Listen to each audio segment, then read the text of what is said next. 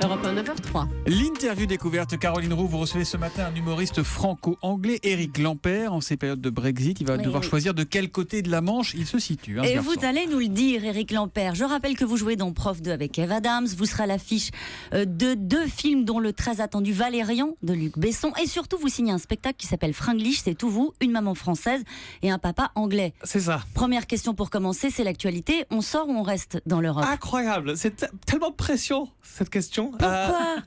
C'est une grande question. Mais moi, j'aimerais bien rester. C'est quoi leur problème, l'Angleterre? Ils m'énervent, hein. Vraiment, ils m'énervent. Donc vous votez pour, vous voulez rester? Bien sûr qu'on doit rester. Et pourquoi? Parce que comme tous les pays, on a tous des problèmes. Et au lieu de construire des ponts entre pays, ils veulent construire des murs.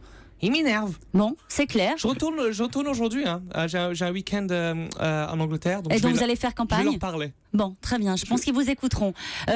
Vous faites un spectacle, donc je le disais, vous êtes franco-anglais, je crois qu'on l'a compris. Vous faites plus rire en français ou en anglais? Maintenant, ça commence à être les deux. Mais je suis plus habitué avec l'anglais. Mon vocabulaire est plus extensif en anglais. Et en français, j'ai un vocabulaire d'un enfant, en fait.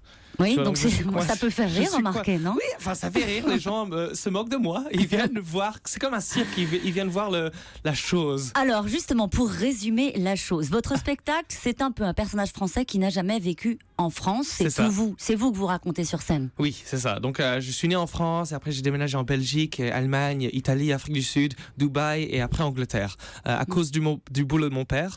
Il faisait quoi, votre père? Il est un jockey.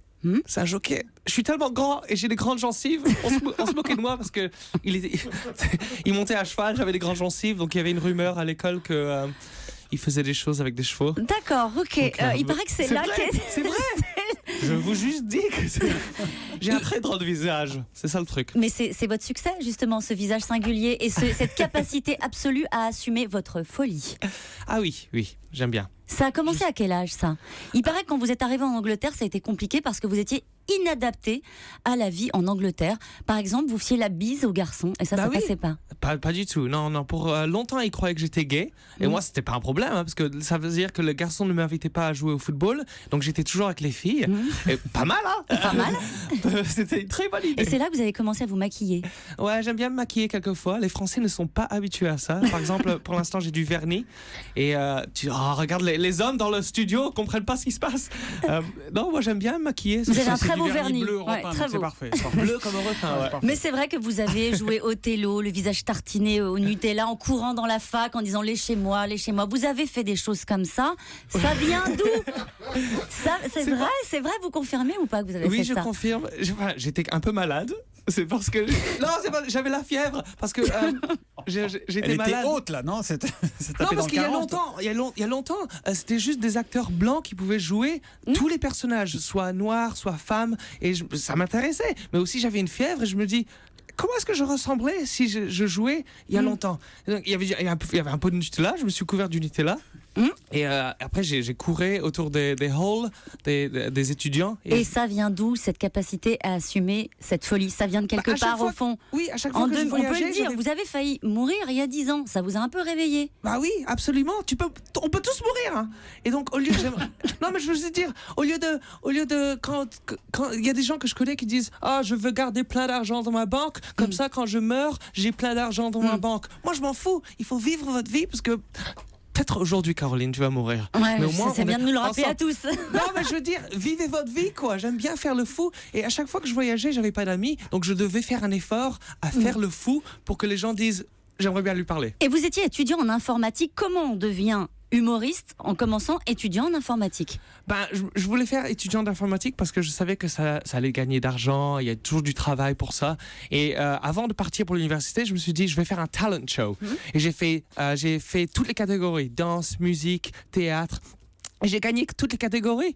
Et je me suis dit, je devrais faire ça au lieu d'informatique. Et c'est pour ça. Comment est-ce que vous travaillez au quotidien?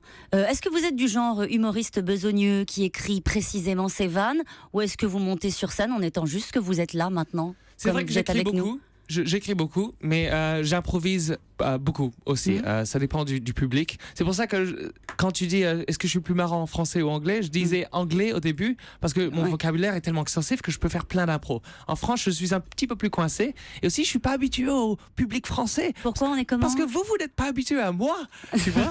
C'est ça le truc. Parce que moi, je vous regarde dans les yeux, je vous parle, tu vois. Et les gens se disent oh, qu'est-ce qui va se passer? On n'est pas très inquiet là ce matin pour tout vous dire. Non, vous êtes très gentil. Bon, allez, il paraît que la suite c'est les États-Unis. C'est quand vous partez aux États-Unis, pourquoi faire? Bah pour faire une carrière là-bas aussi, pourquoi pas. Bon, et pour ma vous femme est partez américaine aussi. avec votre fiancé. Et c'est plus non, facile. Ma femme, Pardon, enfin, mademoiselle, arrêtez de flirter avec moi. C'est ma femme. Et vous avez des projets précis ou vous y allez juste pour tenter une aventure aux États-Unis? Bah, j'ai un agent là-bas et un bon agent, donc j'ai beaucoup de chance et j'aimerais bien faire du stand-up. Le stand-up en Amérique, c'est juste tellement chouette. C'est différent ici. Et c'est pas que c'est j'aime bien que c'est différent, mais c'est juste un petit peu plus dur. Je suis pas habitué à ça. Mais je m'amuse, j'aime bien. J'aimerais bien que vous venez. Allez, promis. Merci Éric Lampert. Merci à vous. Éric Lampert qui est jusqu'au 31 mars au Petit Palais des Glaces à Paris pour son spectacle Franglish. Merci beaucoup. Merci à vous. Un petit mot à ajouter peut-être, non? Thank you very much, you're all beautiful. Je crois qu'il a dit que thank vraiment, il a jamais vu, il a jamais pris autant de plaisir. Une fois, il est allé sur RTL, mais c'était moins bien. Je crois que c'est pas traducteur. Bon, merci beaucoup, bonne journée. Ils sont méchants avec moi. Vous m'emmenez aux États-Unis, non? Bien sûr, Bon, t'es toujours merci. invité. Ouais.